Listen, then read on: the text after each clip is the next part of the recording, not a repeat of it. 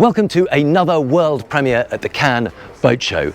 This is the FIM Regina 500 and it is a Mediterranean sports cruiser with a difference. So stick with me and I will show you all the clever innovations on board this very unique new sports cruiser. My name is Hugo Andreae, you're watching Motorboat and Yachting. Let's go and tour it.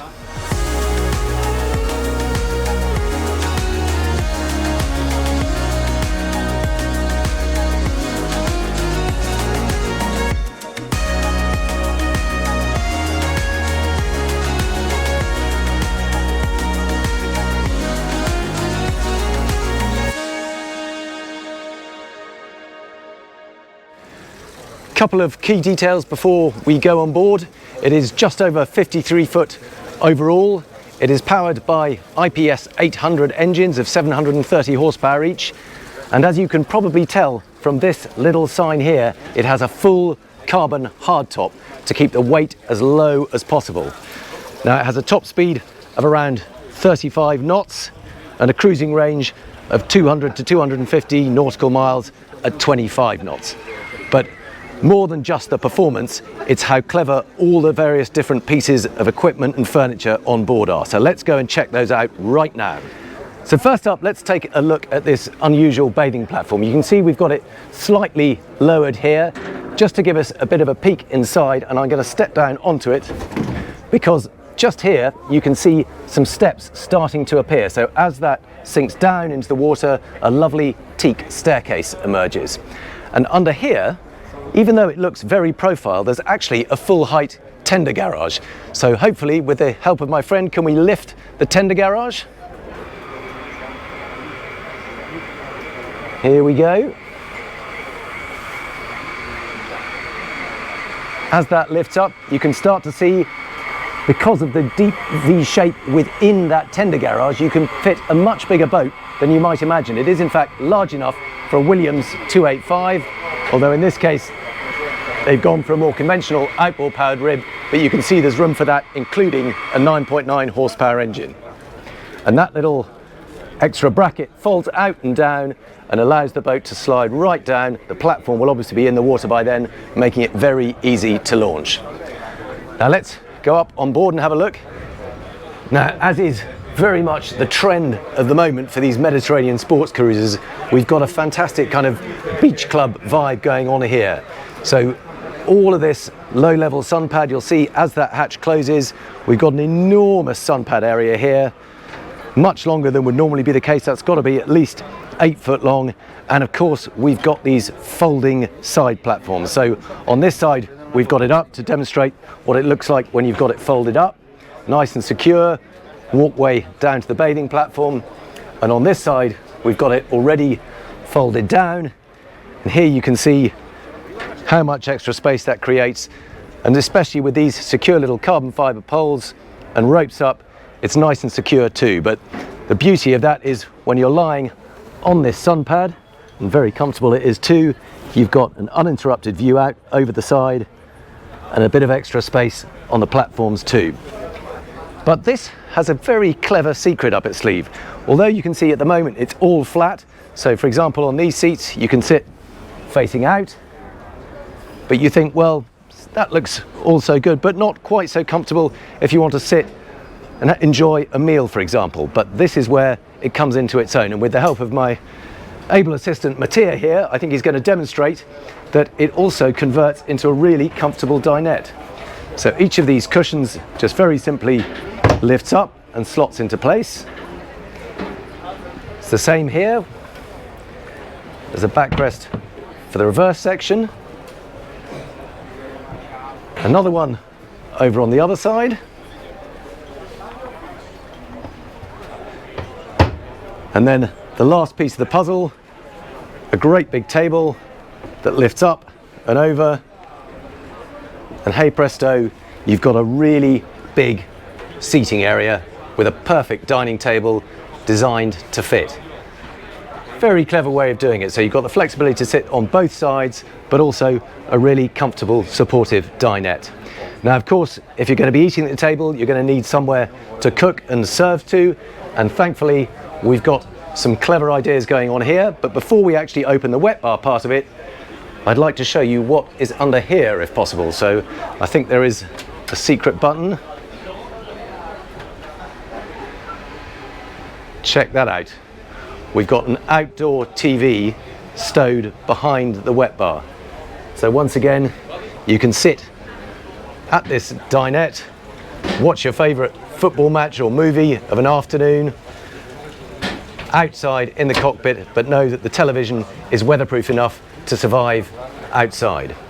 And then even with that in place, we can still lift up the wet bar cover, and there you've got a full cooking facility. So we've got a induction hob here, a sink, you can have a grill if you want to. We've also got a bin there, a fridge there, and an ice maker in there. So everything you need to serve the dinette.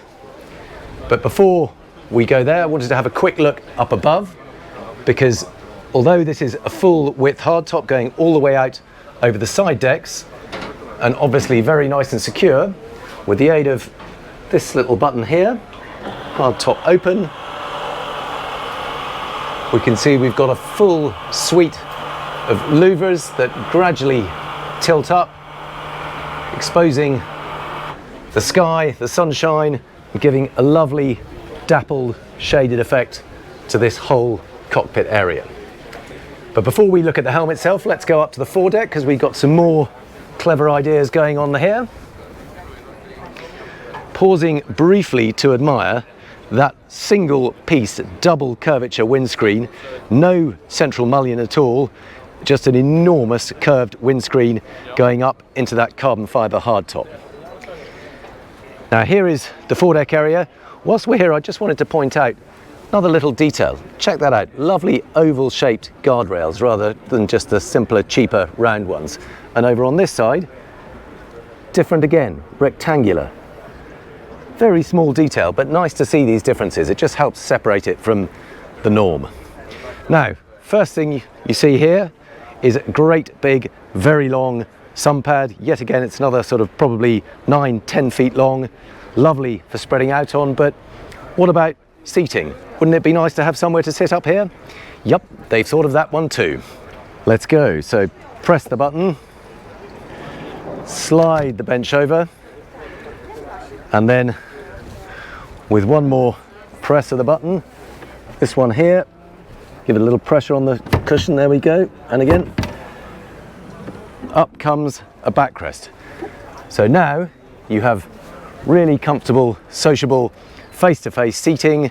There is a bracket here where you can slot a table in, so you can sit here and enjoy cocktails of an evening. One more quite clever little feature. This is actually a glass skylight into the cabin down below. Now normally, if that gets wet, it's going to be absolutely lethal. But here, they've managed to mould in some little non-slip grip to it. First time I've seen that. Really clever little idea. And then you've still got the walk-through. You can still walk around to all the anchor and deck gear up on the bow. And of course, back down the other side is a full walk-around design. Just point out, slightly unusual teak decking rather than the usual linear arrangement. They've got this herringbone effect, and that's picked up in size, which is why I wanted to point that out to you now. We've also got a really big thumping bass speaker in here, obviously got a big sound system. There is the controls, the JL audio, and this is the helm station. Very nice and clean. Twin Raymarine MFDs.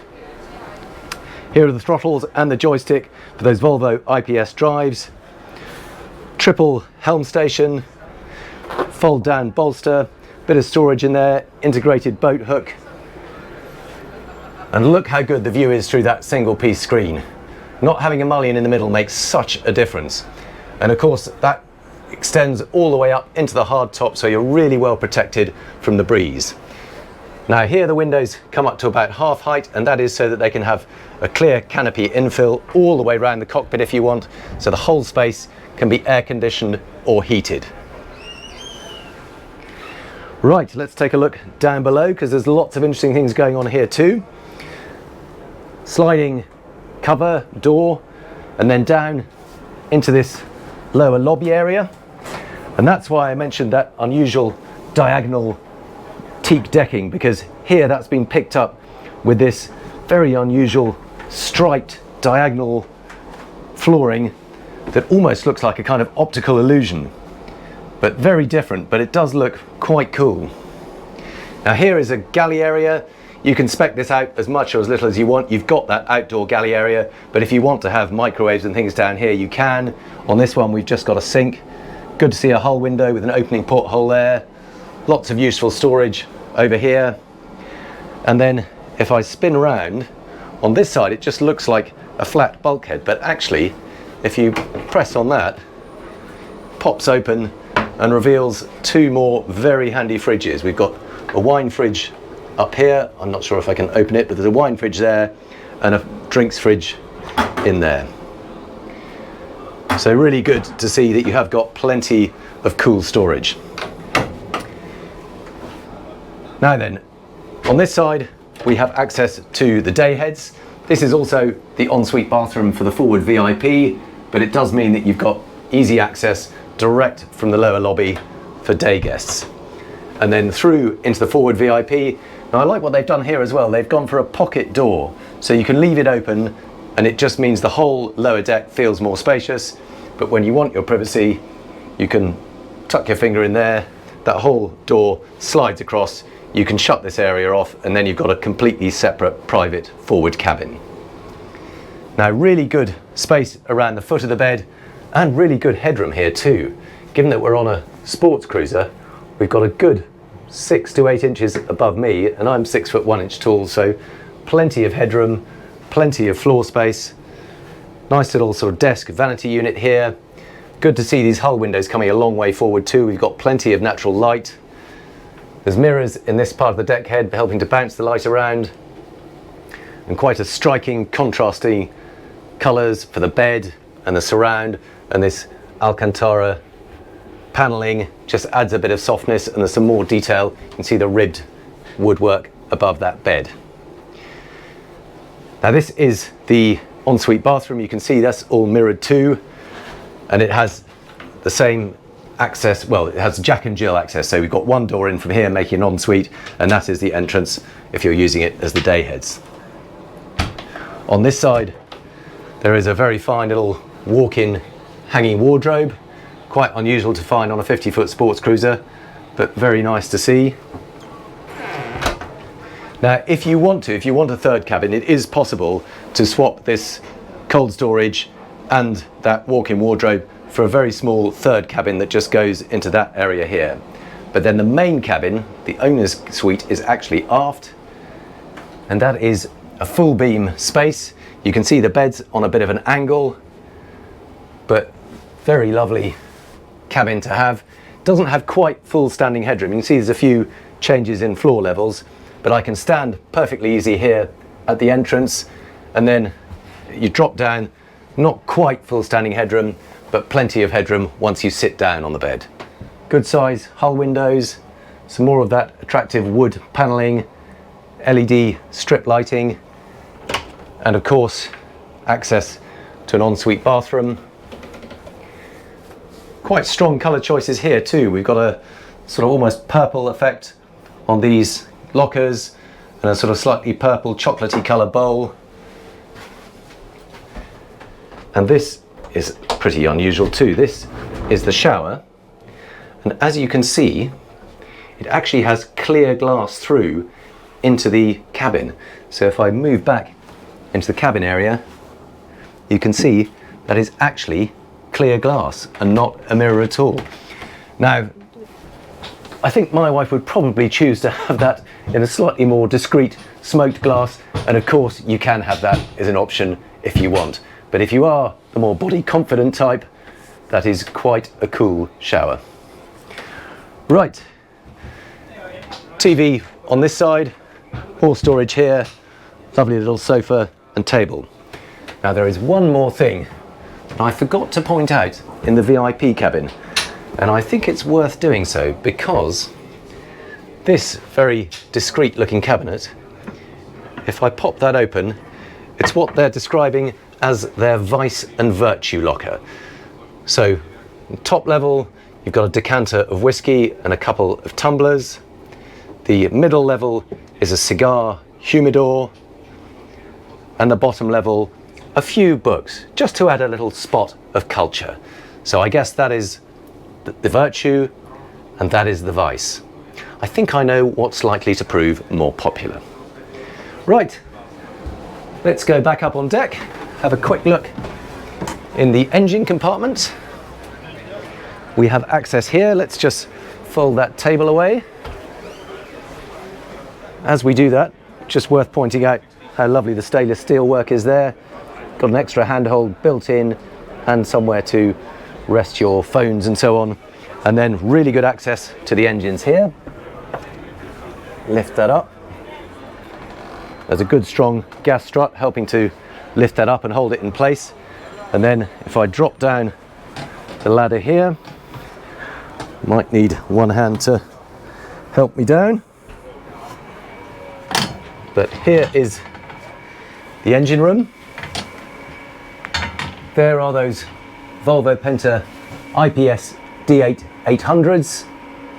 Now the other thing to point out, you can see this is the bottom of the tender garage here, but there is access through there if you ever need to do some serious engineering or possibly even remove or change one of the engines. You can do that. There's a Mazda generator down there, and there is space to crawl down between the engines, and you can probably just see the pod drives themselves right at the back. Fuel tanks forward, one to starboard, one behind me to port. Good access to them and a proper sight gauge so you can physically see the levels if for any reason your digital gauge isn't working.